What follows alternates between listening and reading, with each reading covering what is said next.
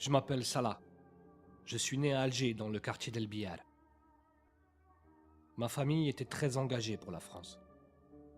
Mon père a été mobilisé pendant la Seconde Guerre mondiale. Il est mort en 1942, après un bombardement. Ma mère était couturière pour l'armée française. C'est moi qui faisais la tournée des casernes pour livrer les uniformes. On était très pauvres. Alors ma famille m'a envoyé dans la région de Béjaïa pour travailler comme berger. J'étais là-bas quand la guerre a commencé. Le FLN, il terrorisait tout le monde. J'ai un ami et un gendarme que je connaissais qui se sont fait trancher la gorge par les félagas. Dans leur village, ils ont tué tout le monde. C'est à cause d'eux si c'est devenu si violent. Je suis rentré en 58 à Alger. Moi, j'étais sûr que l'armée française allait écraser le FLN. Ils avaient les avions, les missiles. Les rebelles, eux, ils étaient dans le maquis et Djellaba, avec des armes de la première guerre. C'était pas possible que la France, elle perde contre eux. Alors quand j'ai vu qu'ils cherchaient des gens comme policiers pour la capitale, j'y suis allé tout de suite. J'ai été reçu par le commissaire Courbon. On m'a proposé une bonne paye, j'ai accepté. On nous a donné les uniformes, puis il y a eu la formation. Il y avait beaucoup de jeunes.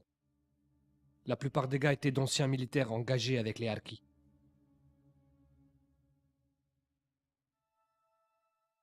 Le 25 décembre 1959, on est parti pour Marseille en bateau avec le capitaine Montaner.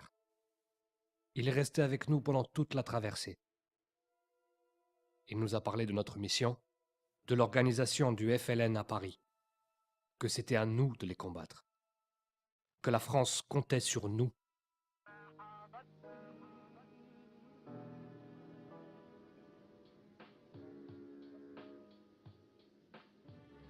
On a d'abord habité au fort de Noisy. C'est là-bas qu'on nous a appris à mener un interrogatoire de manière professionnelle, sans bavure. Puis, on a reçu nos uniformes d'agents de la FPA, uniforme de la police et calot bleu de l'armée. C'est vrai qu'au début, c'était un peu le bordel dans l'unité. Une partie des gars, ils venaient de la montagne, ils n'avaient jamais vu la ville. Alors quand ils ont débarqué à Paris, ça a été un choc pour eux.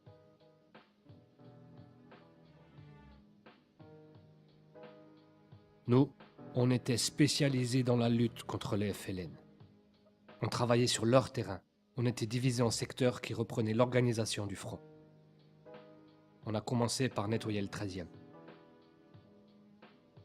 On avait repéré plusieurs hôtels. C'était des plans Café Laga. Alors on est venu, on a viré tout le monde et on s'est installé. Moi, je dormais au 9 rue Harvey, avec le reste de la 4e section. Notre mission, c'était d'identifier les collecteurs du FLN. On devait empêcher les ouvriers de payer la cotisation. On travaillait la nuit pour être sûr que tous les locataires soient bien là. On en prenait quelques-uns et on les amenait dans un autre hôtel. Comme ça, le racketteur, il ne les retrouvait pas. Pour les autres, si on trouvait des armes ou quelque chose, on l'amenait au poste pour l'interroger. Dans la cave, on avait installé des salles pour ça. On a raconté beaucoup de bêtises sur les interrogatoires. Évidemment, on n'était pas tendre. Mais faut arrêter. Nous, on leur faisait peur. On leur mettait le calibre sur la tête et on disait « Si tu parles pas, je te tue. Je te mets dans un sac avec écrit traître au FLN et je te balance à la Seine. » Les gars, ils parlaient. Tout le monde parlait.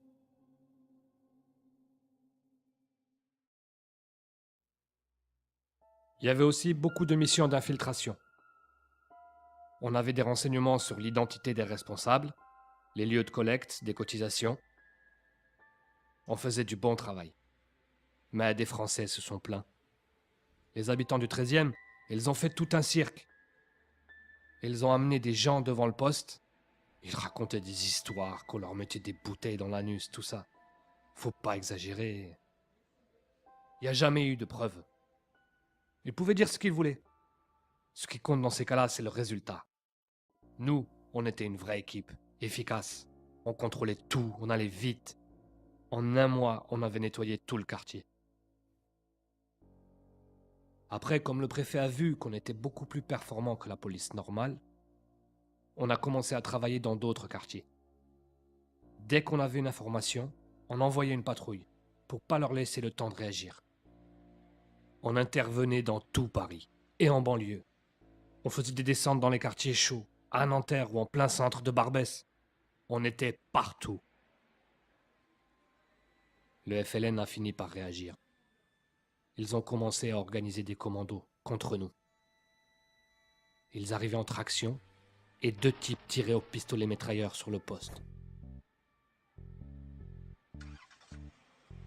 Nous, on continuait le nettoyage. Le capitaine a organisé un gros coup. Il voulait installer un poste dans le 18e, la principale base du FLN dans le nord de Paris. On est arrivé à 7 h du matin et on a fait une descente dans les hôtels de tout le quartier. Les gars ont tout de suite commencé les patrouilles, pendant qu'on installait un poste au 28 rue de la Goutte d'Or.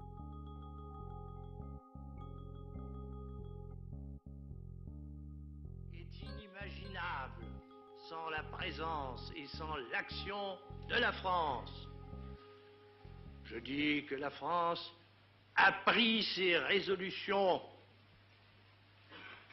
et qu'elle a un plan net et ferme, qu'elle suit ce plan et qu'il s'agit pour elle, avec les Algériens, d'obtenir la transformation de l'Algérie de telle sorte que s'y révèle la personnalité nouvelle de ce pays. Je crois que c'est là que j'ai compris que c'était perdu. Pour nous, ça voulait dire plus de retour possible. Ça a lâché un froid dans les équipes. Certains se mettaient à douter. On parlait moins entre nous. Faut dire que les conditions n'étaient pas faciles. On était jour et nuit sur la brèche. On n'avait pas le droit de sortir seul, même en permission. On sortait toujours armés, à 3 minimum. Un soir, une bombe a explosé dans la salle à manger de l'hôtel, en plein dîner du capitaine. Sûr qu'un gars de la maison était dans le coup. Il y en avait plusieurs. C'était des retournés. On les a engagés après un interrogatoire. Ils savaient pas trop où ils en étaient, ceux-là. Le 1er avril, dans la soirée, il y a eu plusieurs attaques. On a eu 3 blessés, et ils ont tué un collègue, rue Harvey. Le lendemain soir, ça a recommencé. Mon ami Raïd a reçu une balle au poumon. Il est mort sur le trottoir. Alors là, on a immédiatement bouclé tout le quartier. On a contrôlé absolument tout le monde. Ceux qui étaient connus pour aider le FLN ont payé ce soir-là.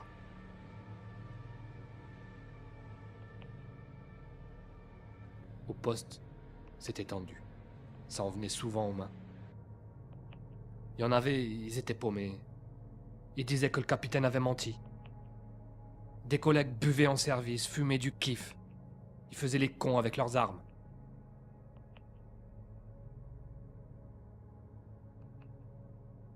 Le soir du 17, on était au pont de Neuilly, avec le capitaine Montaner. On faisait équipe avec des policiers de Puteaux. On avait ordre de ne laisser personne traverser le pont.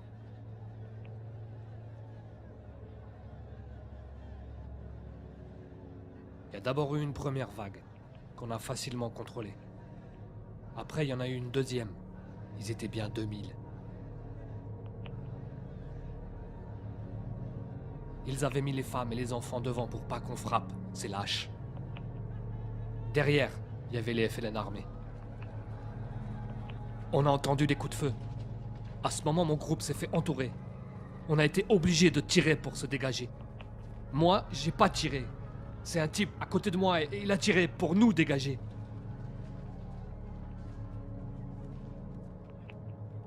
Ça n'a pas été facile de maîtriser. Mais finalement, on s'en est bien sorti. On a passé toute la soirée à tourner dans Nanterre.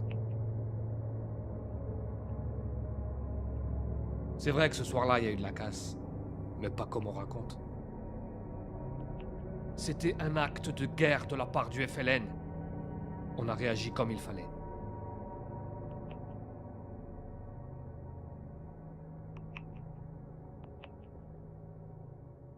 Le lendemain, on a continué les patrouilles. On est allé voir à Nanterre, Gennevilliers, dans tous les bidonvilles, pour chercher les blessés qui se cachaient. On en a ramassé un paquet. La fin de la guerre est arrivée bien vite. Certains étaient désespérés. Heureusement, le préfet s'est occupé de nous personnellement. Il nous a obtenu d'être tous intégrés comme gardiens de la paix dans la police nationale. On avait le choix, mais la plupart d'entre nous ont décidé de rester. Moi, je suis resté dans le 18e. J'ai même eu droit à une promotion. Au début, les collègues français ont eu du mal. Ils supportaient pas que je gagne plus qu'eux. Pour eux, j'étais un arabe comme les autres. Même maintenant, j'ai encore droit à des réflexions. Moi, je suis fier d'être français. Mais la France nous a jamais reconnus. Mon oncle, qui était harki en Algérie, il a été rapatrié. Avec sa famille, ils se sont retrouvés dans un camp. Ils étaient parqués au milieu de nulle part. Certains anciens qui s'étaient engagés pour la France n'ont même pas été accueillis. On les a laissés en Algérie, aux mains des félagas. Moi, j'aurais jamais cru que la France allait les abandonner.